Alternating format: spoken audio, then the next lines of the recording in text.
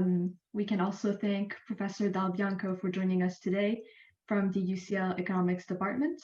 She has kindly accepted to introduce Professor Milanović. So without further ado, I will let Professor Dal Bianco introduce our guest. Thank you. Thank you and good evening to everyone. I'm really honored to introduce one of my favorite thinkers, who is Professor Branko Milanović. Professor Milanović is visiting presidential professor at the Graduate Center University of New York and senior scholar at Luxembourg Income Center. Professor Milanović has we all know a leading scholar in the field of economic inequality and is best known for the so-called elephant curve. This work that is joined with Christopher Lackner shows an interesting finding that is in a period of high globalization, the welfare gains from globalization were unevenly distributed. And in particular, middle classes in developing countries and the top income earners worldwide benefited from the process, while middle income households in advanced economies seen their income stagnating. And these astonishing result has inspired a lot of scholars and opened up a new field of research, such as further studies in the fields of wealth inequality and intergenerational inequalities.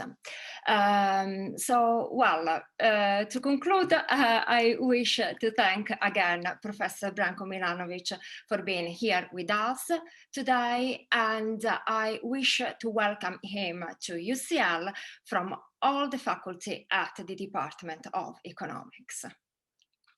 Well, thank you very much. Thank you very much, Professor Blanco. Thank you very much, Vandarika. I would, as you said, actually, I would speak for about 40 minutes. Maybe I would try even maybe to be slightly shorter, so that would give you a little bit more time for interaction and for obviously questions. So let me start. Of course, I am, like everybody else, very dependent on slides. So let me start with the slides. I would focus on chapter 2 of my book, Capitalism Alone, that was released about a year ago. And let me, of course, this is the picture of the book. Let me just say a few words about the structure of the book so that you know what part I'm covering, because it is an important part, but of course there are other parts that I think also technically would merit to be covered, but obviously we cannot do it in one session.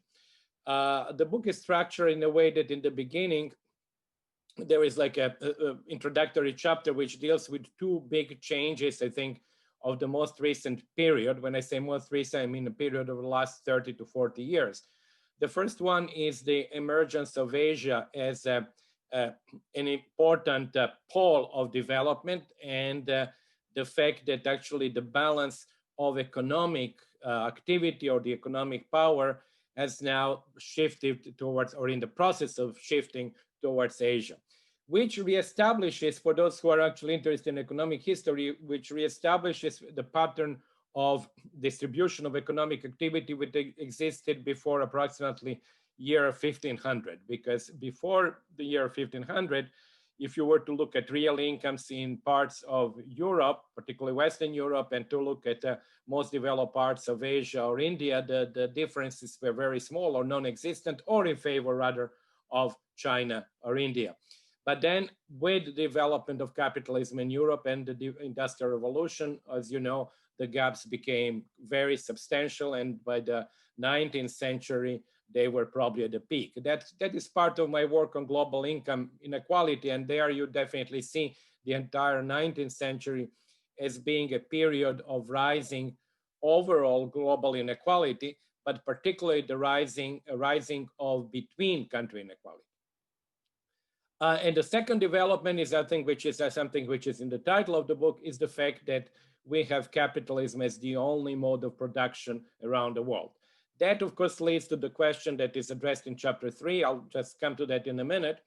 That addresses really, obviously, whether China is capitalist or not. Now, chapter 2, of which I will speak today, is inequality and elite formation and reproduction in liberal or meritocratic capitalism. Very briefly, I have to explain this terminology. A liberal meritocratic is used really in a rather technical sense. Both terms come from John Rawls's definitions of equality, liberal and meritocratic. Meritocratic really means, actually, for all intents and purposes, very little. It simply means that you don't have legal impediments to people achieving certain positions in their, or positions in their life, or whether they are allowed legally to, get as much money as they want, essentially. In other words, there is no caste system, there is no class system, which by definition reserves some positions for certain groups. There is no guild system. So that's what meritocratic means. It's really equality before the law, which practically all countries today have. Liberal is a little bit more, and actually this is something that I'm going to use quite a lot. Liberal in Rawls's terminology requires two adjustments to make equality of opportunity less unequal, or to make equality of opportunity more real, let's put it like that.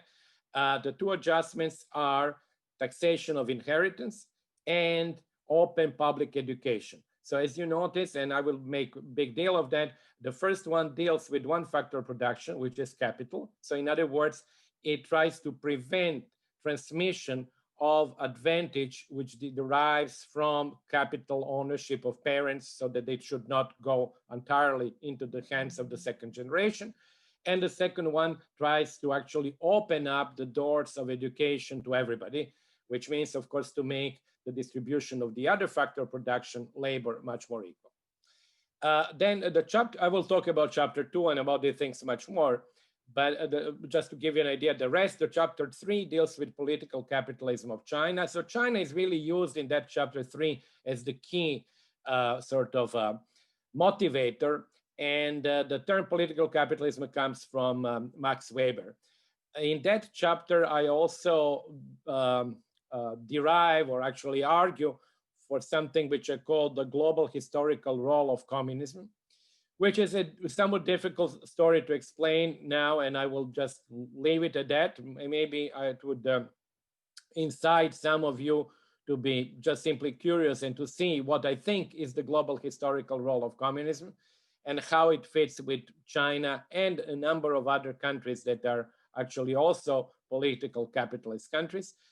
So I will not talk about that, but I would say just also that that chapter rather, argues strongly that China is a capitalist country by all objective criteria, like the role of the private sector in GDP, the employment, total employment in the private sector, the importance of the private sector in gross capital formation and things of that nature, and then looks at inequality and again, reproduction of the elites in China. I have to mention, actually have a very nice paper with two co-authors that looks at 25 years of China's elite, if you will. In other words, the top 5% of the population in China, how dramatically it has changed from being essentially people who had links with the state or government or state-owned enterprises to essentially being people who are now professionals and working in private companies. Then the chapter 4 is the interaction between capitalism and globalization. And let me just see something. And there I deal with the interaction in 4 different areas. The first, globalization and capital, which through global value chains. The second, globalization and labor. Very important, I think, section there about immigration. Third, globalization and the welfare state. In other words, is the welfare state really under pressure of globalization? And number 4, I think also a very important section about globalization and corruption.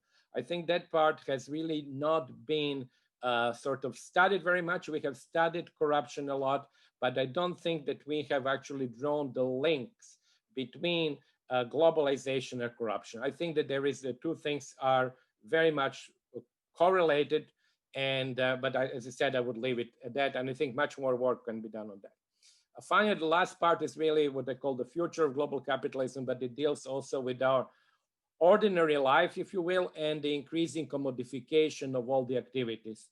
So in other words, I deal there with things that are, that is the expansion of capitalist relations into the areas where they didn't exist in the past, which essentially means within the household, where many of the activities that in the past were provided within the household for free, in other words, there was no commercial exchange, have now become actually activities that can be produced, that can be purchased outside the household. And it has significant, I think, implications on our private life. But I would want to mention that, in my opinion, this is very similar to what happened to the expansion of capitalism geographically. So we have two things there where capitalism has expanded geographically to basically cover the entire globe, but also within the household where, as I was saying, activities like cooking, taking care of children or parents, taking dogs for a walk, all these activities which were done in a household are now part of the commercial transaction. So that's yet another expansion of capitalist mode of production. So having said all of that, let me go now on chapter 2 about liberal and meritocratic capitalism. To do that, I have to start a little bit from behind what I call classical capitalism, just to remind you. Classical capitalism of Ricardo and Marx is a very simple capitalism. It's a capitalism where two things are important. First, capitalists earn only income from capital. They don't double up as wage workers. This is very important. I want just to emphasize that point because, as you will see in the new capitalism, that would not be the case.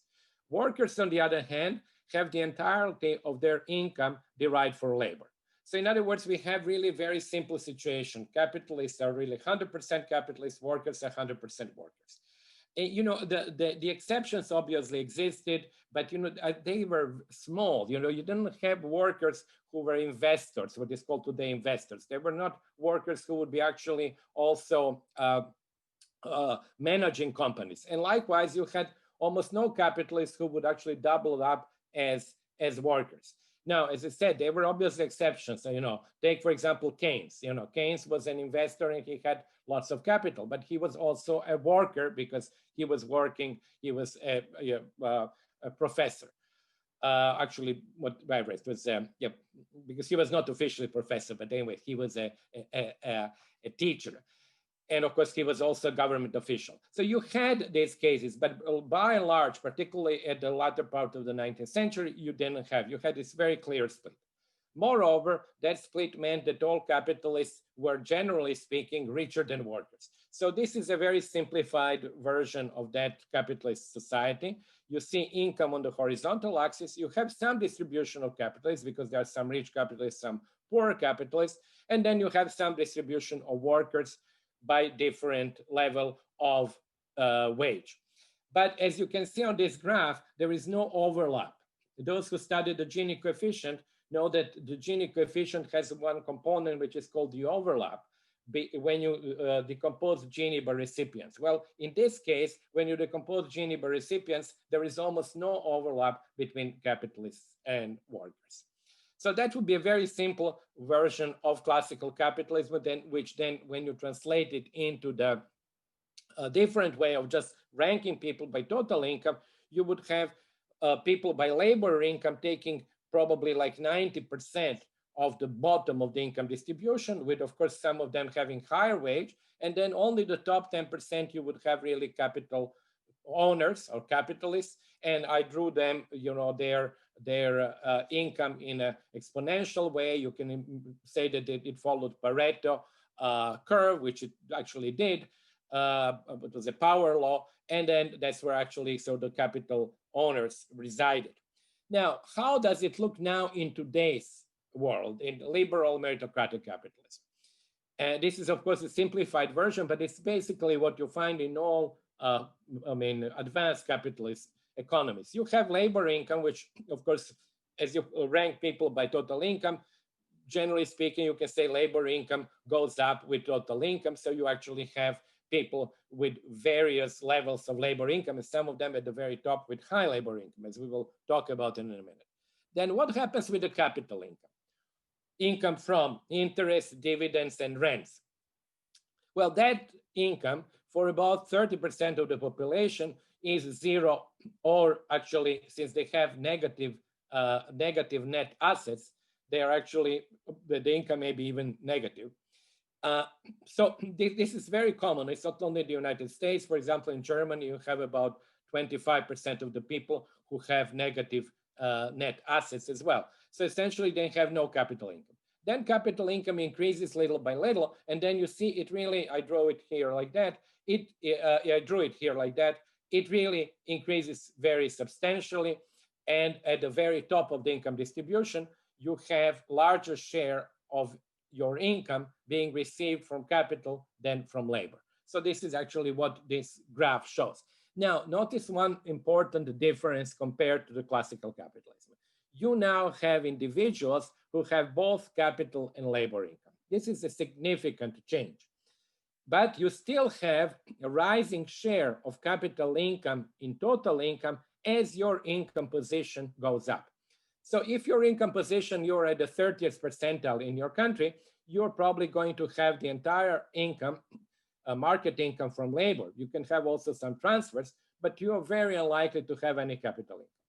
If your position in your country is at the 99th percentile, what you're going to have, you would have to have bulk of your income coming from capital, and you would have a substantial part from labor, but capital would be your main source. So that is the structure now. But as I said before, you now have a much greater percentage of people who have both of them, both capital and labor. So now let's look how it would be at what I called people's, or I will explain later the word homoplutic capitalism. What you would have in that case, you would have still inequality. There are people here who actually, as you notice in this graph, have both more of labor income and capital income. But what this graph shows you is that the proportions of capital and labor income are constant. So I have $1,000 of capital income and 500 of labor income, and you have 100 of capital income and 50 of labor income. Now notice, why is this important? First, it's important because the class structure which exists in classical capitalism has now very much changed, because we all have both capital and labor. But another reason why it is important is that if you believe, as some people believe, that with the rising automation, robotics, and replacement of labor, we would have an increasing share of total GDP going to capital owners, as indeed we have had in the last 40 years. If you have this kind of distribution, where the shares of capital and labor are fixed throughout income distribution, you do not have an automatic transmission from the change in the functional income distribution into the change in interpersonal income distribution.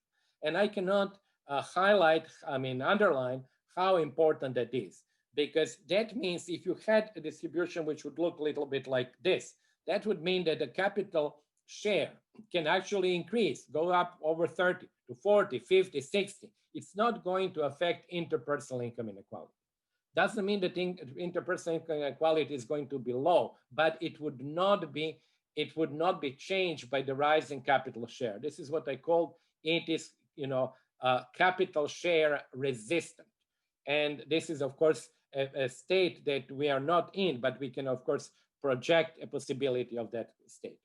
So then we go over some of them quickly, because you know them quite well. 6 systemic inequalities in liberal or meritocratic capitalism. I'm not going to read the slide. You can, it doesn't need to be read out. You can actually read it yourself. And each of these individual topics would come back for discussion. So as I said, over some of them I will go rather quickly, because they're well known. They come from work of many other authors, and I've just taken them here. this is what I already alluded to, the rising macro capital share. In other words, the rising share of capital in total net income or GDP. You see that on this slide for G7 countries, for Matthew Rongley.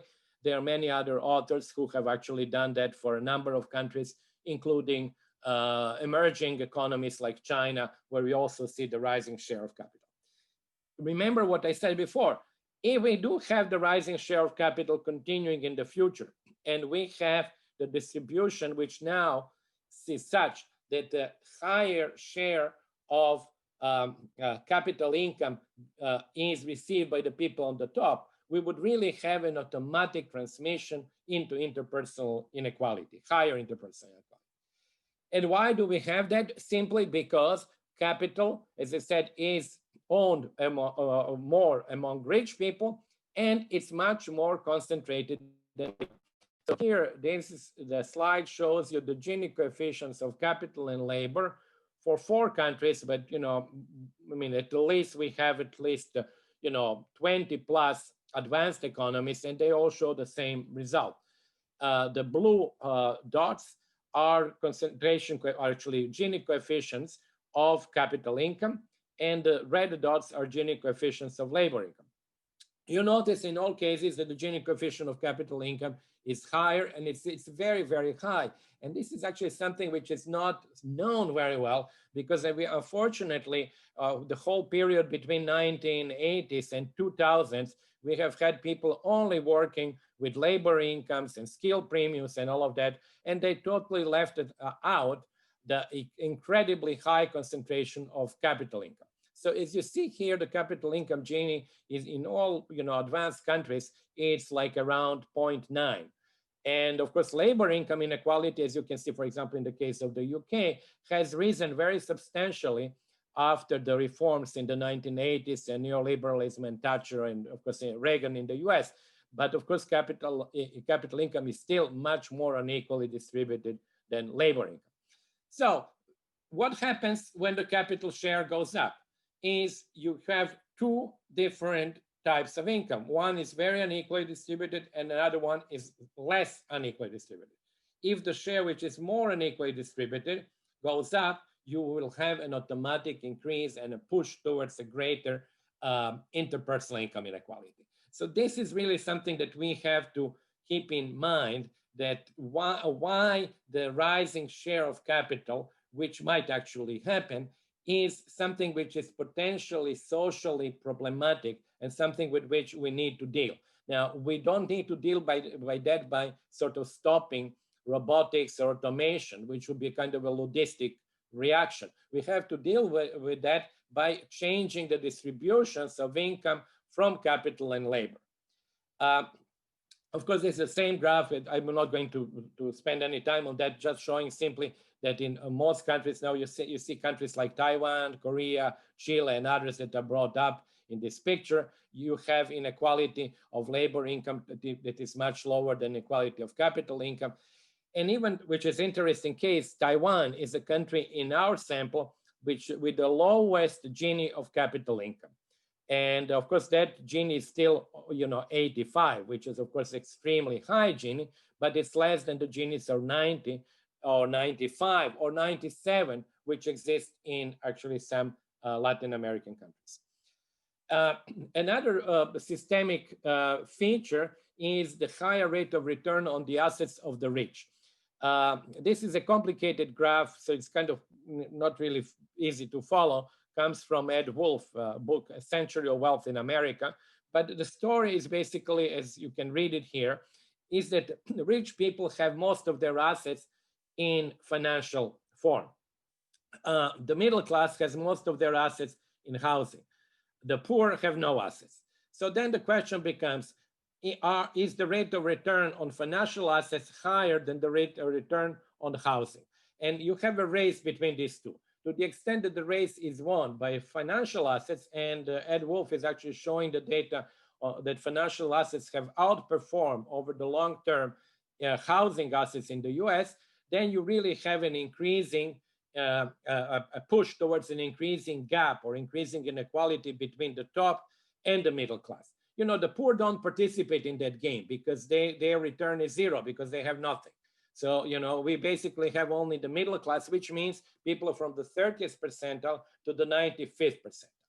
So now think of the current situation. I don't want to overemphasize that, but think of the fact that today it seems that the housing assets, particularly in big cities, after performing very well, have actually now registered very significant declines.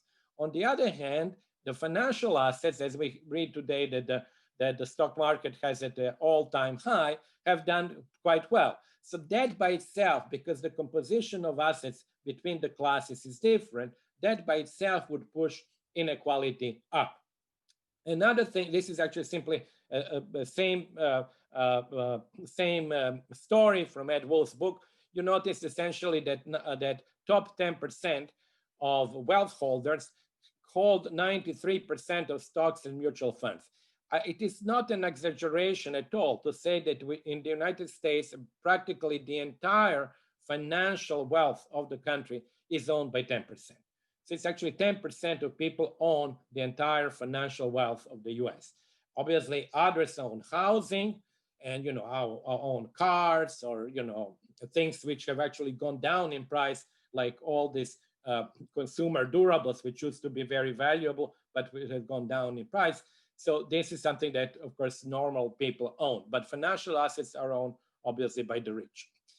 Another element, which is also a new element, comes from a paper by Eric Zwick, is that per unit of assets, per dollar, per US dollar, or a pound, or any currency you want to take, the return to the rich is greater than the return to the others. You know, you see here, he has total wealth percentile, and he has the rate of return on the vertical axis.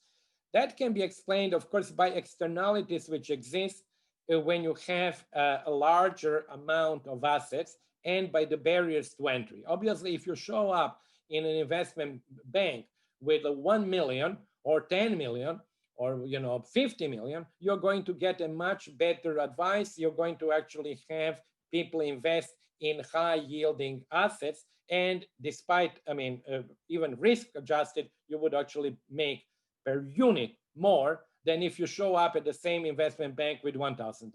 So that's basically the story that is illustrated here. I want to emphasize that because I think particularly for young people, this is really an interesting area of study, which has not really been studied very much. I remember many years ago, there was a paper by Shlomo Yitzhaki, with whom I worked on the Gini coefficient.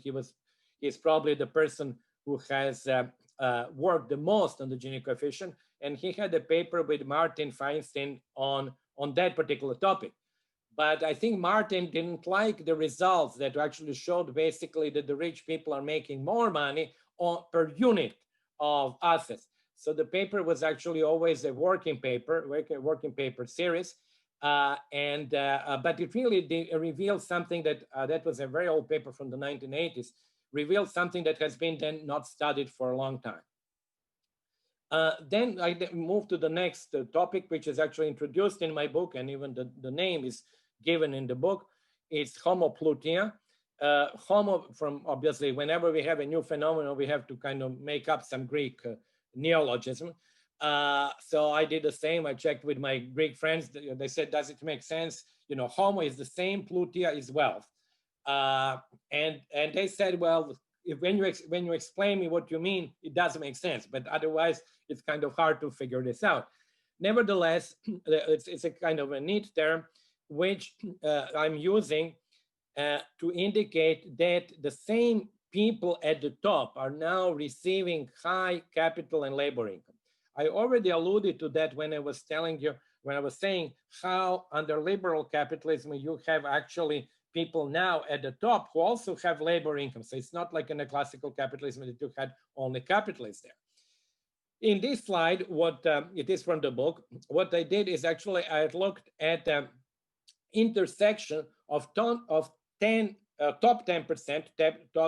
top decile of recipients of capital income and top decile of recipients of labor income. And you look at the percentage who are in both. Now, remember, in classical capitalism, that percentage would be zero.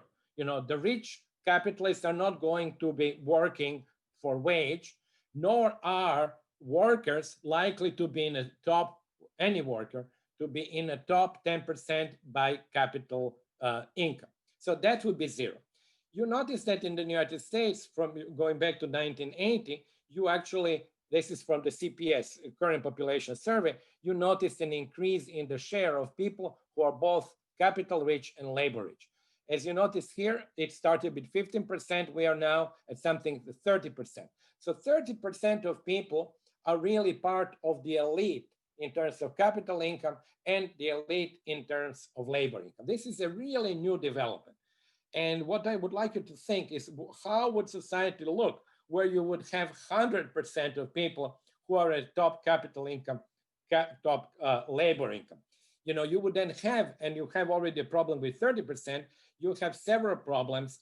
One is social mobility, which is a very important problem. If you have people who are capital and labor rich, first, they are actually much more risk resistant. They have greater diversification in top sort of spheres, if you will. And they are able to convey that advantage to their children, to their offspring. So you really have an inbuilt machinery, which is a machinery for the reproduction of the top class. That is actually a little bit paradoxical, because this machinery, as I was just saying before, is not something which is so bad when you look at the fact that we don't have this segmentation between or division between capitalists and workers. You could say, well, this is something good. You know, we have actually also now people who are rich in terms of labor income, so which means they work a lot. But it does have other implications, especially dynamically, that we have to actually sort of see and study and see if we can actually do something about. This is from a paper just now. I'm working with Jonathan Berman, and this is the same story of homoplutia in the United States, where we have tried to go back to the 1950s using other sources of income, not only LIS and the Current Population Survey, but a survey of consumer finance and USDINA numbers done by Piketty, Size, and others. You see, the story is the same, it's unchanged. From the 1980s, you have the increase in homoplutia in the United States. Before that, homoplutia was lower. And you see actually also the decline of homoplutia in the period where actually inequality also went down from the end of the World War II to approximately 1980. And then if you do the same thing for many other countries, you find, of course, homoplutia to be present in many of them, to be in the range of between 20 and 30% of people in the top are also in the top of labor income, are also in the top of capital income, and the reverse. In this particular graph, Italy is at the very top with 27%. And you notice countries in Latin America, like Mexico and Brazil, with the lowest percentages. Now, why are Mexico and Brazil with the lowest? Because they are really sort of still close to classical capitalism. They are close to classical capitalism in the sense that, you know, people with large capital incomes there are not people who are actually likely to have large labor incomes. And this is the work which, excuse me, that I'm not going to present today, but it's the work that I'm currently doing with Marco Rinaldi, whose objective is to show differences between countries and different types of capitalisms that are being essentially highlighted by sort of percentages of people who are homoplutic or not, or people who are in the top decile by labor and capital. And also what Marco has developed is an indicator very similar to the Gini coefficient, which shows you inequality in the composition of income. In other words, you have now a number that would measure inequality in the composition between capital and labor across the distribution. So what we are doing, and I think it's a very interesting development, we are basically sort of putting different types of capitalism in a two-dimensional framework. One, inequality in interpersonal incomes, which is like a usual Gini coefficient, and inequality in factor shares, which is this new way of measuring it that Marco has developed. So as I said, I'm not going to present it now. It's not in my book, but this is something that is actually, we've just published a working paper, and I think there is much more coming out of that. The next topic, and I'm closing in, I think actually towards, moving towards the end, is something that you all know, is the issue of assortative mating. This graph, and I will go very quickly, shows you on the basis of the US CPS data, when you take the cohort of young American males between the ages 20 and 35 and look in 1970s, whom do they partner with, and take these young American males in the top earning decile and say how many of them marry women in the top earning decile versus women in the bottom earning decile. So we take only women and men who are actually in the labor force in order not to have the results depend from the fact that actually many more women have joined the labor force, since 1970s. So if you just take that snapshot, you notice that in 1970, the percentage of men who were marrying rich women and poor women was about the same. Well, that has actually now grown to 3-to-1 in favor of rich women versus poor women. If you do the same thing from the women's perspective, of course, the gap is also rising. It's actually rising even more significantly with the ratio now 5-to-1. Now, that has been studied in sort of a US and other countries' context. But what I want to actually sort of make you think about is the following. If you combine the rising share of capital, the fact that capital is unequally distributed, the fact that more and more people are in the top capital income and labor income, and then they marry each other who are very similar to them in terms of education and income and labor force participation, then you have really sort of ideal conditions for the transmission of these advantages over time and for the reduction of social mobility. So this dynamic element, I think, is extremely important. So when we talk about homoplutia, as I said, we can be somewhat agnostic and say, look, it's better than having classical capitalism. You can also say these people who are homoplutic at the top are people who are working very hard, which is true when you look at the time use surveys. People at the high end in terms of wage are actually spending more hours of work per week than people who are earning less. But dynamically, these things put together really make for the really transmission of the elite advantage in a big way. And that's, of course, even more likely, and I will not explain these graphs, but it's more likely when you look at the results that Martin Gilens and Larry Bartels have about the fact that the issues that matter to the rich are the issues that the political process takes into account. So then you have really sort of, you're tying the knot on the power of the wealthy because they're also able to actually have legislation that is in their favor. And I think that the danger in liberal capitalism, and I discussed that also in the Capitalist of Political Capitalism of China, is that you basically would have at the end a formation of a upper class that is sort of self-sustaining upper class, to some extent almost like an aristocracy, which uses the ideology of so-called meritocracy to justify its position.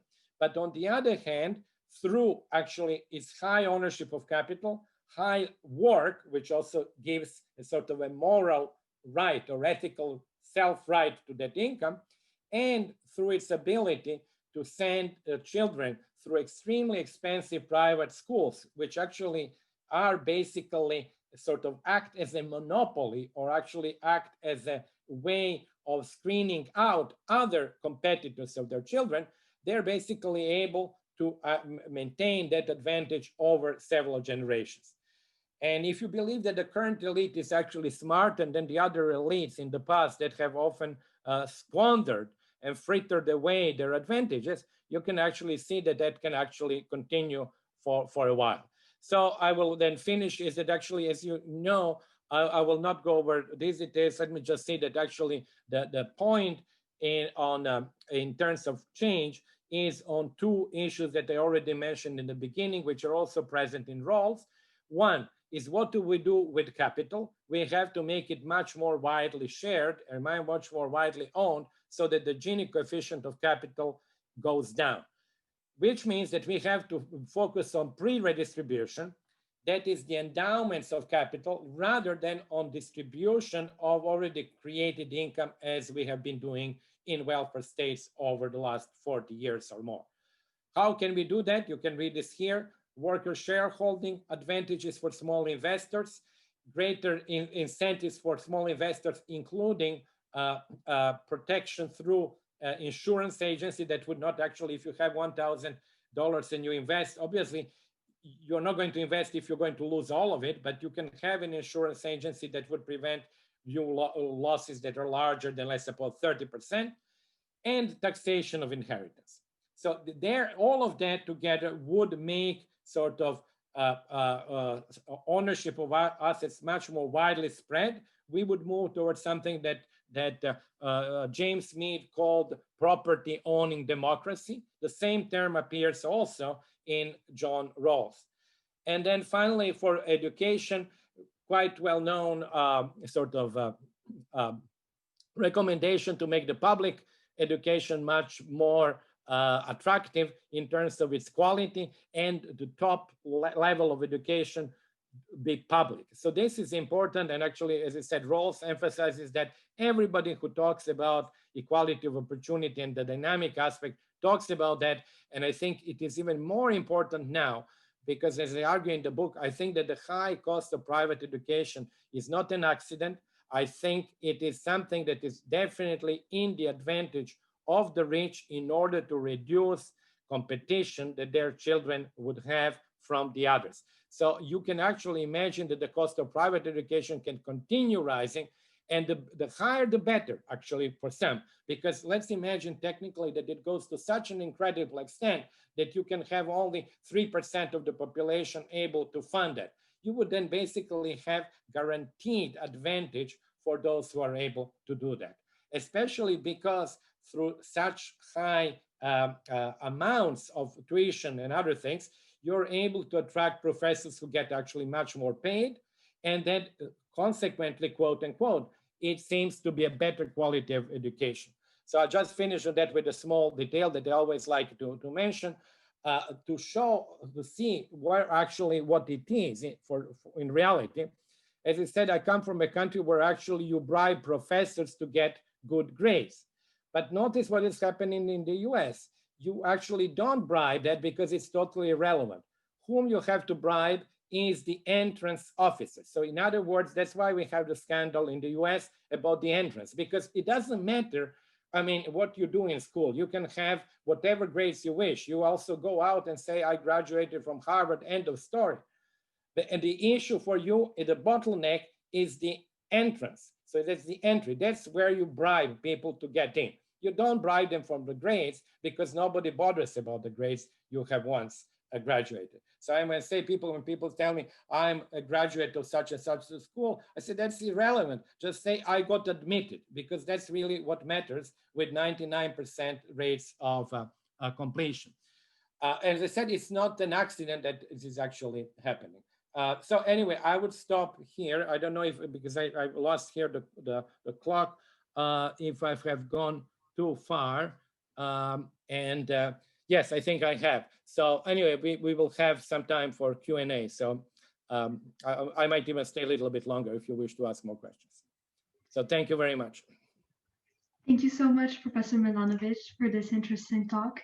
And I think our audience now has a better idea of how to differentiate classical and meritocratic capitalism, and how you highlighted how capital ownership really has an impact on inequality today. I think that's something that's important for us to remember. So to move on to the Q&A session, I'll first ask if anyone wants to ask their questions themselves. You can simply raise your hand and I'll unmute you. So yes, someone would like to.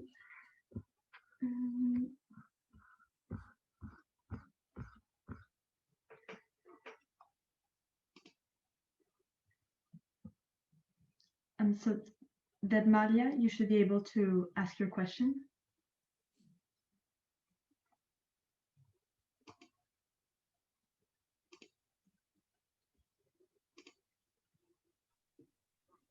Hello, am I audible? Yes, yes, you are. Yeah, thank you, Professor, for this wonderful talk. My question is, in one of your slides, you've shown that the return of the asset sometimes depends on the amount of investment that we are doing instead of the quality of the asset. It's really difficult for me to grasp the idea, because like even if you if in one kind of asset, if it doesn't matter, like if you invest $1,000 or $1 million, the return is depends on the quality of the asset. So I didn't quite get the idea that what drives people to have different return depending on the value of the asset. Let me answer this very quickly. You know, this is actually from a paper, as I said, that I've simply used the result. The idea, I think, is the following. The idea is that if you have, as I mentioned, if you have a large amount of money, you are actually going to have access to assets, to returns that will be higher per unit of dollar that you have invested, even adjusting for risk. So this is something that I think has not been researched very much, and I think it's worthwhile researching. You know, you would have obviously different funds, you would have had different investments. But if I have $1,000 and you have 1 million, these different investments are not accessible to me. So this is my take from that paper. But you know, you might want to look at that more carefully and you know, study it and you know, find maybe the arguments against. But I think that's the idea. The entry costs are high and they are fixed. So if you have small amount of money, the entry cost will be so prohibitive that you would not actually even invest.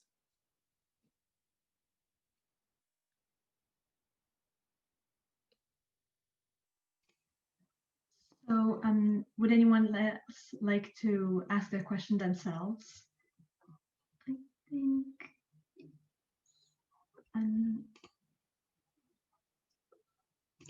so Sophanie, you should be able to ask your question now.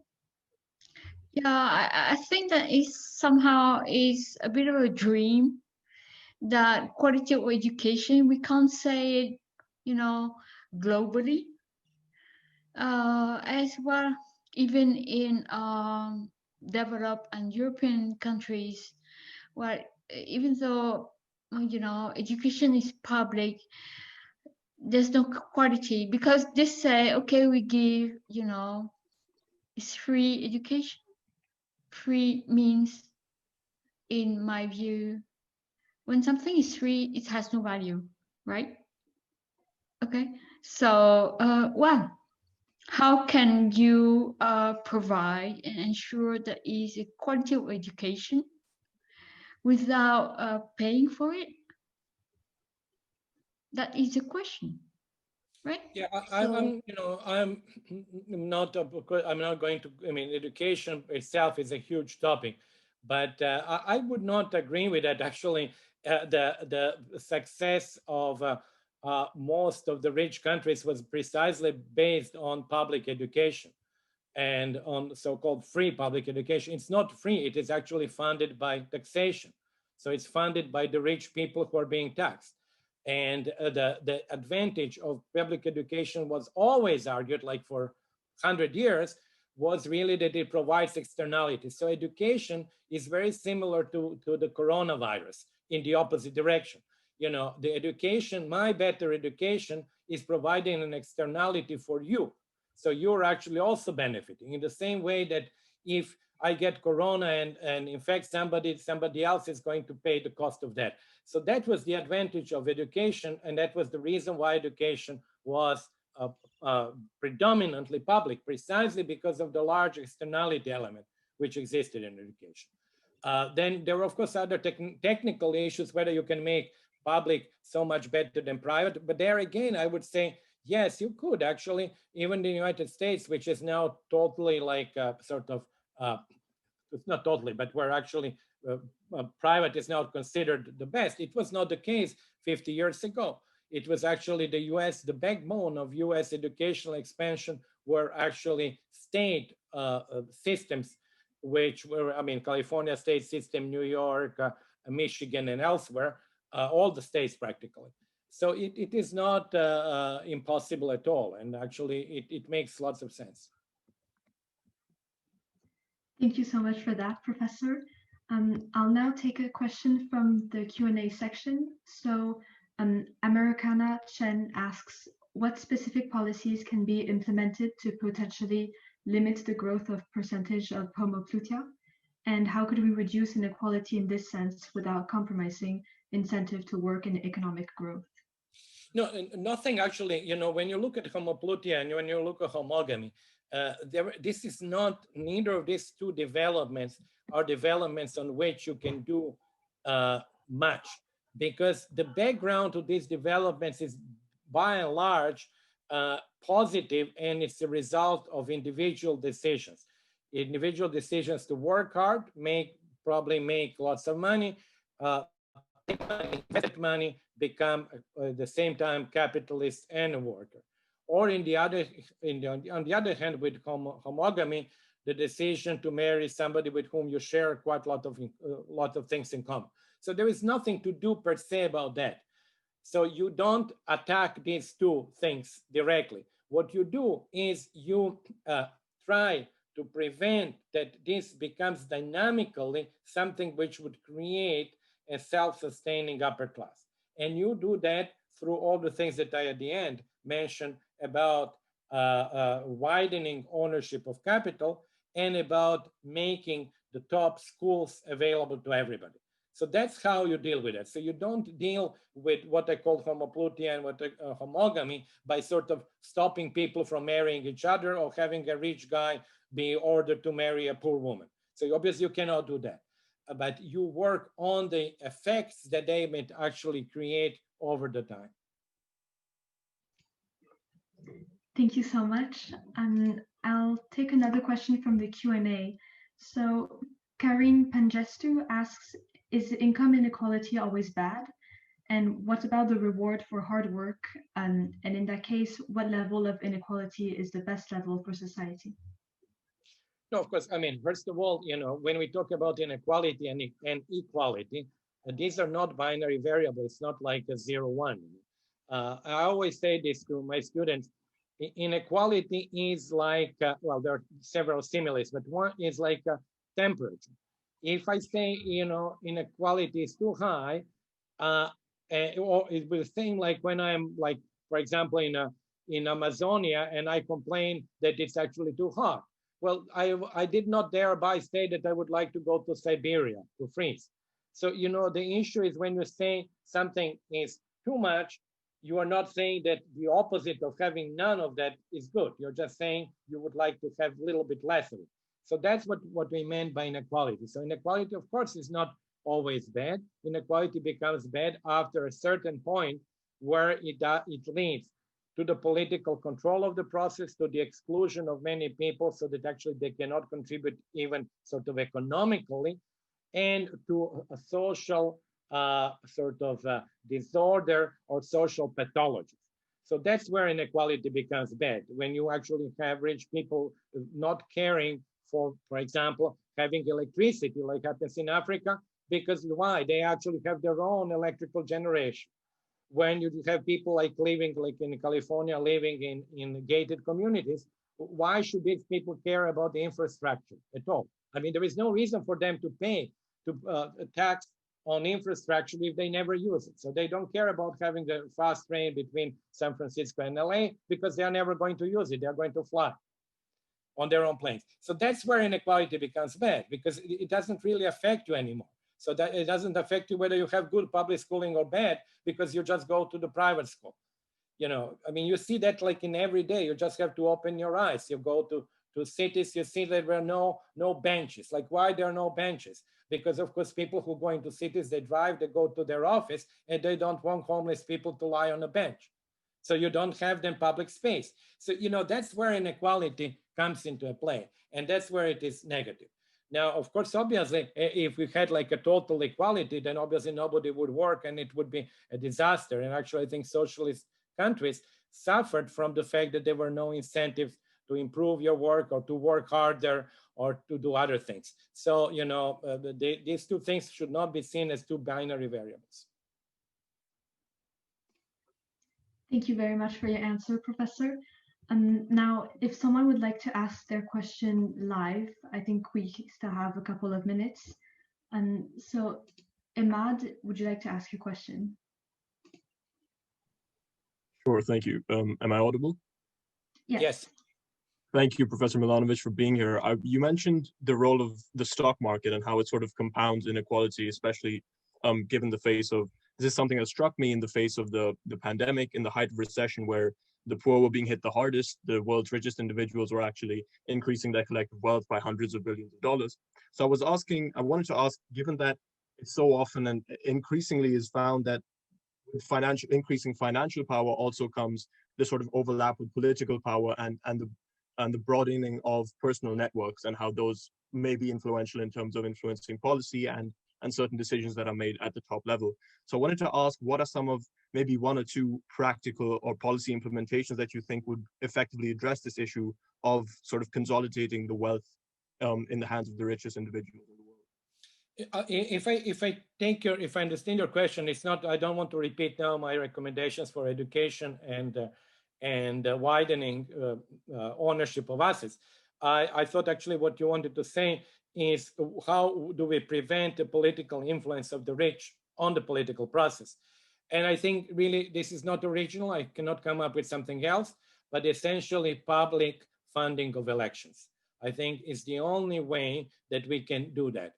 In other words, the only way to get out money out of the political influence is to not allow any private money for the political campaigns. And then also on top of that, to have much more stringent rules, because the rules currently are really a joke, you know, the rules about moving between the public and the private sector. I mean, we had, obviously, the United States is a prime example where you have totally revolving doors between the regulators or policymakers and the private sector. But Europe has actually also gone that way as well. I mean, there was recently, how many years ago, the president of the European Commission going the next day after leaving the presidency, going to work for Goldman Sachs. This is unbelievable, actually, when you look at that in a historical context. I mean, when I ask people, you know, my generation asks, could you imagine de Gaulle resigning as president of France and the next day he goes and works for Rothschild Bank? Does this make any sense to you? Of course, it was unthinkable. Would Willy Brandt go and work for Rosneft? No. So you actually have to have now, again, sort of rules, because in the past, these were sort of implicit rules and norms. But now these norms, obviously, as they were arguing in the book, don't exist anymore because capitalism has been so prevalent and successful that no norm exists in that sense, norm. We are all simply waiting for somebody to pay us to break another norm. So that then you have to actually use the law. And then you have to say, no, you cannot work for the private sector for 5 years or 10 years. But you will be paid much more in the public sector than you are paid now, because that's, of course, one of the issues that these people are paid much less than they could make in the private. So the answer to your question, two ways: public funding of elections and much more stringent rules on the movement between private and public. Thank you for that, Professor. Now, as for a final question, I believe Professor Dal Bianco wanted to ask you something. Well, thank you a lot for the talk. It has been very interesting and stimulating listening these developments in the field of inequality. Well, I had some one curiosity. In one of your graphs, you showed that in modern capitalism, workers have something, even if they don't work, basically. So there is a positive intercept. And I was wondering where this come from.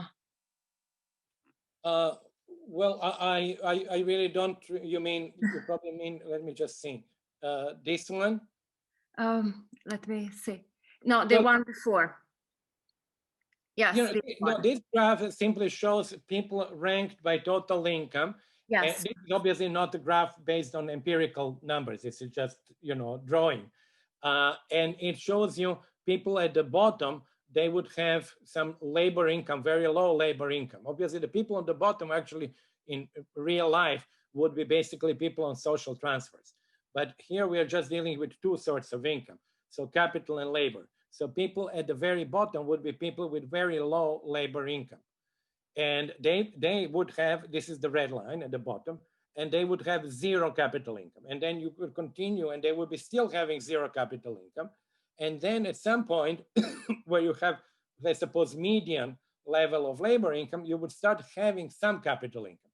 But then the capital income would very rapidly increase. And that's why you would have at the top people who would have more capital income than labor income. So it's a simple illustration. This is not based on actual numbers, just simply to give you an idea that poor people would have only labor income and they would have zero capital income.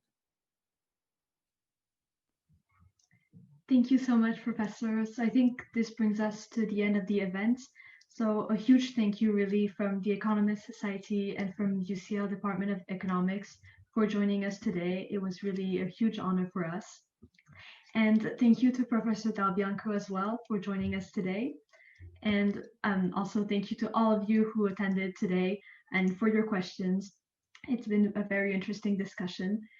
And if you're interested, we have many other events coming up this week. So tomorrow evening, Professor Oriana Bandiera is coming. She'll be giving a talk on inequality as well and the misallocation of talent. And later in the week, we also have other speakers coming. For example, Hal Varian, chief economist at Google, and Andy Haldane, who's a chief economist at the Bank of England. So you don't want to miss any of these events. Thank you all again, and thank you, Professor Milanović. Well, thank you very much for the invitation. It was a pleasure, and I hope next time I can see you in vivo in when the pandemic is over. Thank you so much again. Thank you so much. Thank you. Bye-bye.